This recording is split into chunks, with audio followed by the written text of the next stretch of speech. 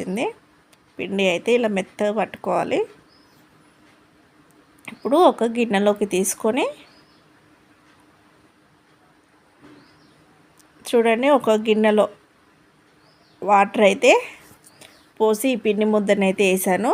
ఈ పిండి ముద్ద మనకు ఇలా అటు ఇటు తేలాడుతుంటే మనకు మినపపిండి పర్ఫెక్ట్గా వచ్చినట్టు. ఓకేనా. ఇందులోకి రుచికి సరిపడు ఉప్పు,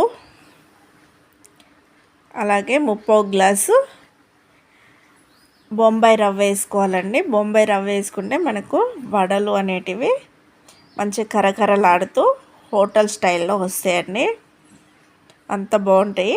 అలాగే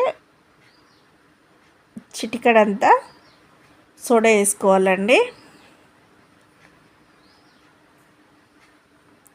ఇక్కడ కొంచెం అయితే స్కిప్ అయిపోయింది, నేను ఇక్కడ